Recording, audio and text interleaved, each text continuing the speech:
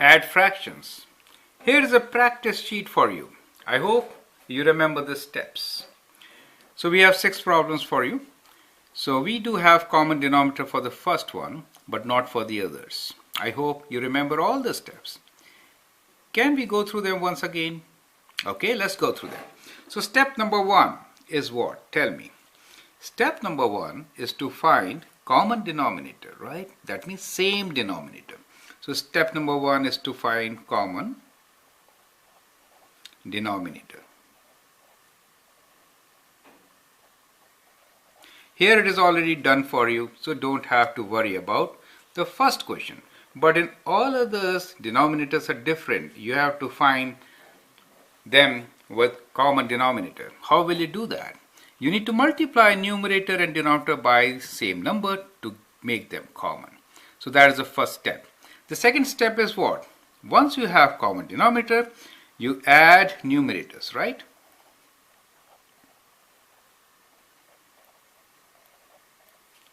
And then the next step is write down your answer. So what is going to be your answer? That is sum of numerator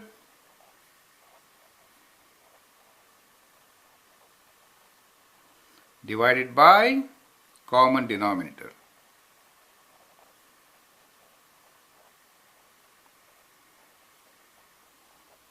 Well, at times that may be your final answer, but sometimes what you need to do is one more step at times.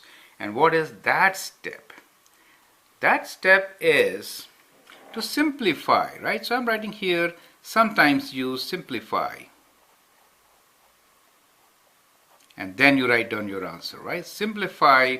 So answer should be written in the most simplified way, right? That is kind of. So that will be your final answer, correct? So these are the 4 steps. Now there are problems in which you may do just 1 or 2 of them, right? That's okay. But at the most 4 steps are there. Let's go through them one by one and then do it.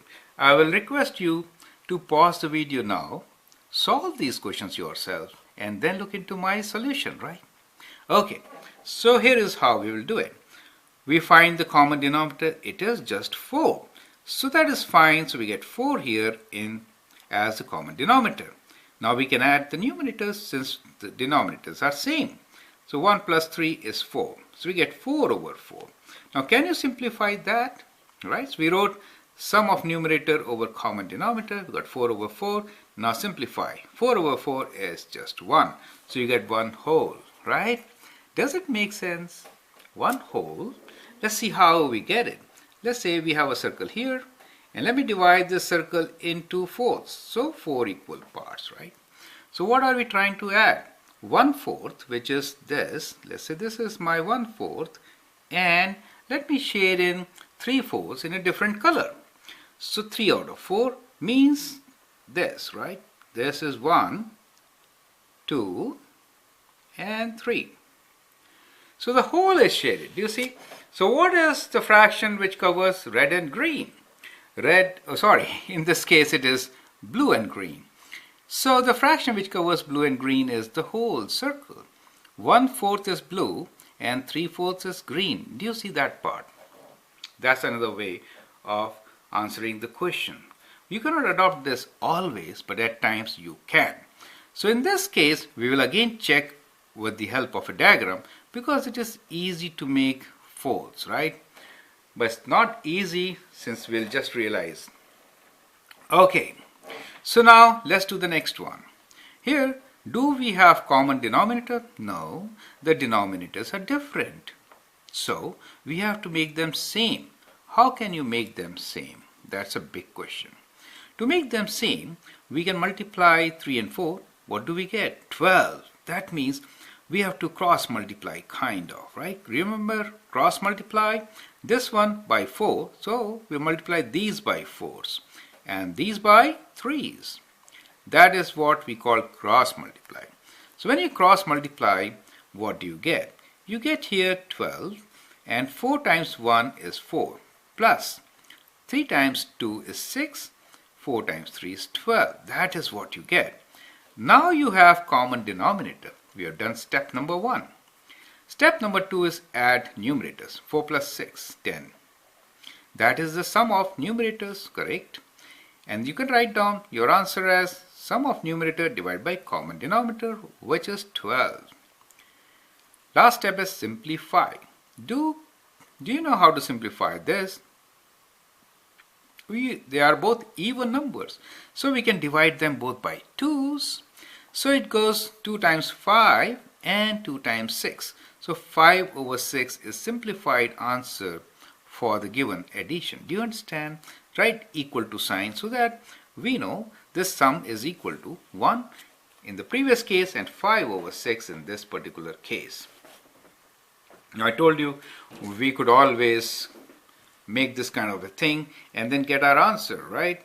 So is it so simple or not? That is what we have to figure out. Let's see if we can. Now this is not that easy, but I'll try to do it.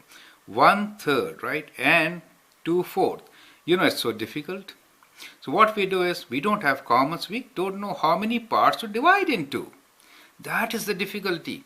Since we don't know how many parts to divide into, we try to find the common denominator. Now that tells me part of the whole.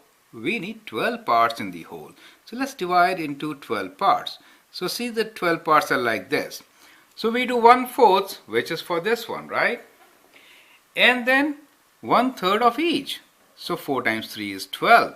So 3 of each. Do you see that? 3 of each? So that is how we divide into 12 parts. So we do, let me just do like this now. Otherwise, I would have drawn straight lines and got the answer. But I'm just trying to show you how we get 12ths. Do you see that part? So we get 12 parts. Now we will shade them up. 1/3 means 4 out of 12, right? So let's shade 4 out of 12. So that means these are 1/12 each. 1, 2, 3, 4.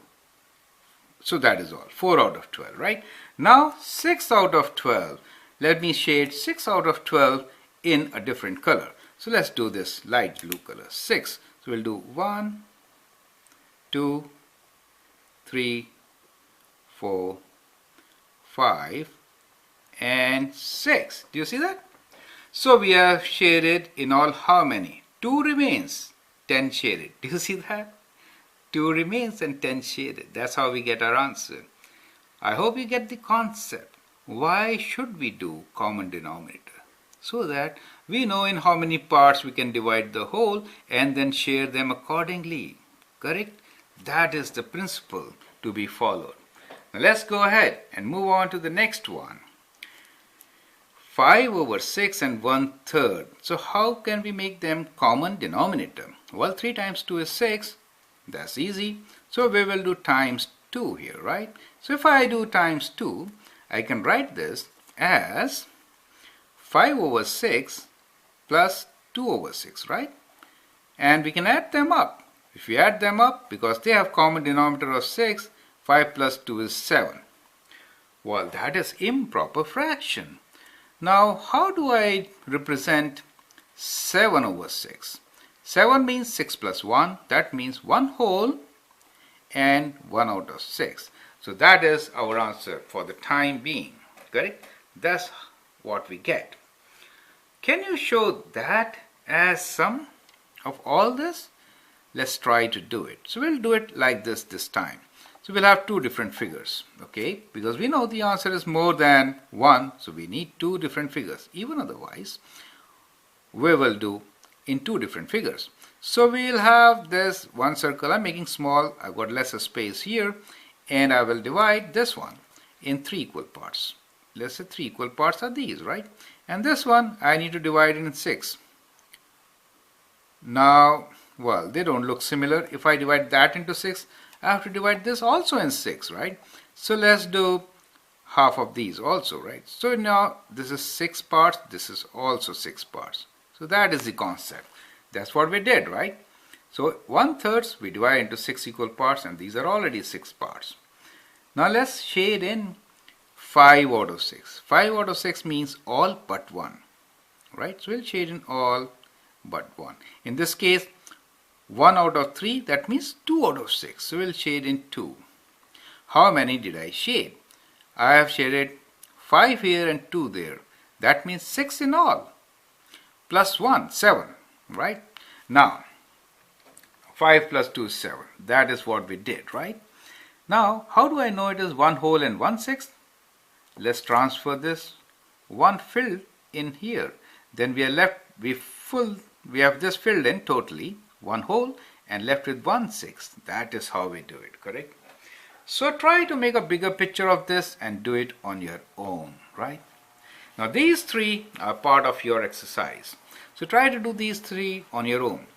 7 out of 10 plus 3 over 5, 2 out of 3 plus 3 over 4, 5 out of 9 plus 2 over 3.